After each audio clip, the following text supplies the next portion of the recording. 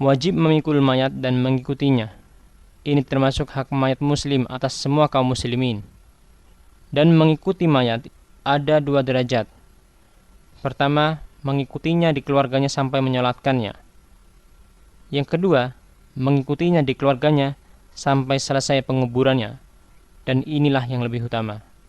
Rasulullah sallallahu alaihi wasallam pernah bersabda, "Man shalla ala janazatin wa lam yattabi'ha falahu qirat, fa in tabi'aha falahu qiratan."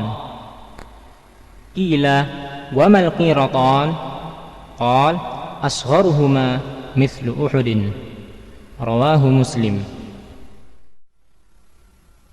Mengikuti jenazah hanya diperuntukkan untuk laki-laki, sedangkan wanita tidak, berdasarkan larangan Rasulullah sallallahu alaihi wasallam bagi wanita untuk mengikuti jenazah. Qalat Ummu Athiyyah radhiyallahu anha, "Nuhina 'an ittiba'il janaiz wa lam yu'zam 'alaina." Rawahu al-Bukhari wa Muslim.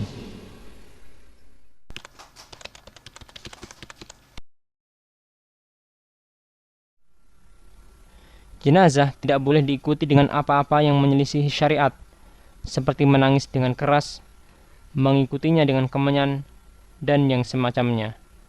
Termasuk ucapan-ucapan yang sama sekali tidak dicontohkan oleh Rasulullah SAW, seperti ucapan Wahidullah, La ilaha illallah dengan suara keras, dan yang semacamnya.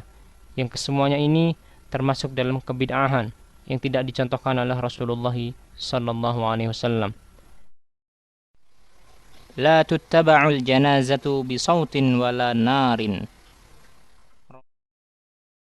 Adapun yang dituntunkan adalah diam, tidak berbicara, berpikir serta merenung terhadap apa-apa yang dilihatnya. Wajib berjalan cepat membawa mayat, akan tetapi tidak sampai lari-lari kecil. Boleh berjalan di depan mayat atau di belakangnya, dan inilah yang paling utama, atau di sebelah kanannya atau di sebelah kirinya. Adapun yang lebih utama dengan berjalan di belakang mayat adalah karena Rasulullah SAW pernah bersabda, "Wattabi'ul janaiz." Boleh berkendaraan setelah kembali dari penguburan dan tidak makruh. Adapun membawa jenazah dengan kereta atau mobil yang dikhususkan untuk jenazah dan para pelayat mengantarkannya dengan mobil-mobil, maka ini tidak disyariatkan kecuali karena terpaksa.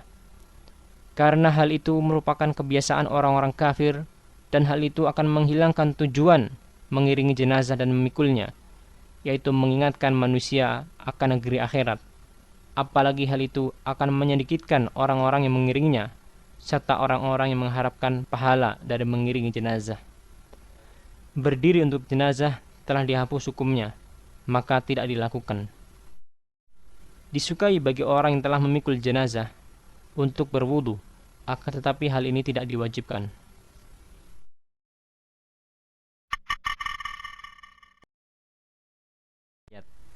Wajib mengubur mayat walaupun kafir. Hal ini sebagaimana sabda Rasulullah sallallahu alaihi wasallam kepada Ali bin Abi Thalib tatkala paman beliau sallallahu alaihi wasallam yaitu Abu Thalib mati. Idhab fawarih.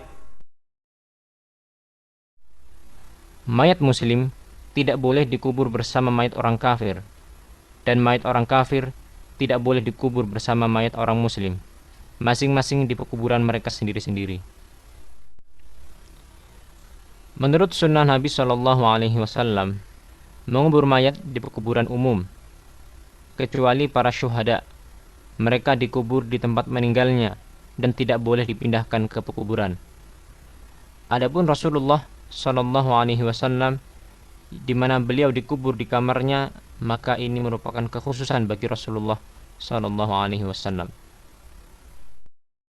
Tidak boleh mengubur jenazah pada waktu-waktu yang terlarang, yaitu tatkala matahari terbit, pada tengah hari, dan tatkala matahari akan tenggelam, atau di waktu malam, kecuali karena kondisi darurat, sebagaimana Rasulullah SAW pernah beliau menguburkan seseorang pada waktu malam dengan diterangi lampu.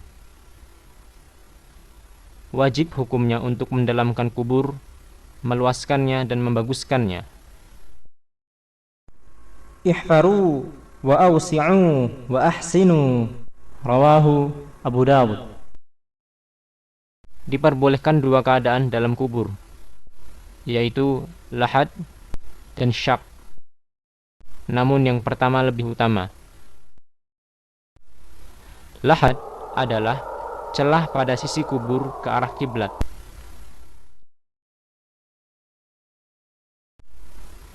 Dan syak adalah lubang ke bawah.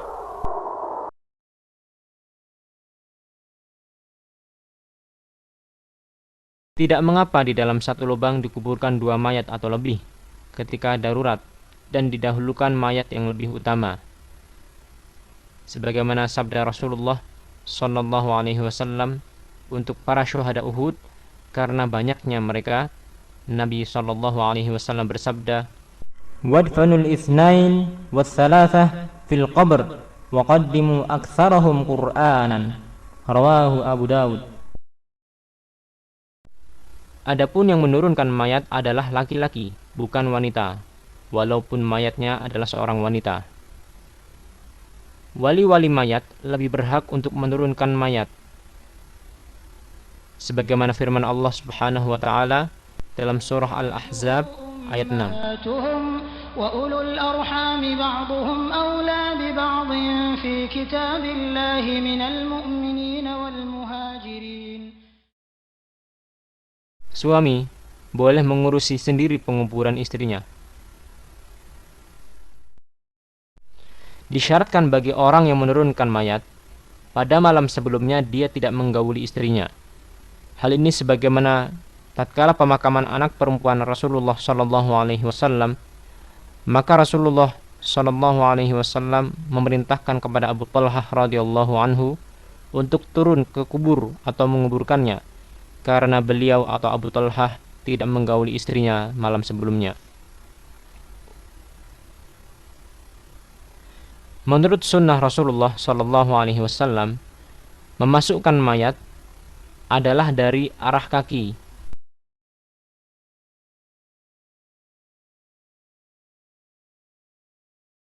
أوصى الحارث أن يصلى عليه عبد الله بن يزيد فصلى عليه ثم أدخله القبر من قبل رجلي القبر وقال هذا من السنة. رواه أبو داود. Mayat dibaringkan di atas lambungnya yang kanan dan wajahnya dihadapkan ke kiblat. Orang yang meletakkan mayat di dalam kubur mengucapkan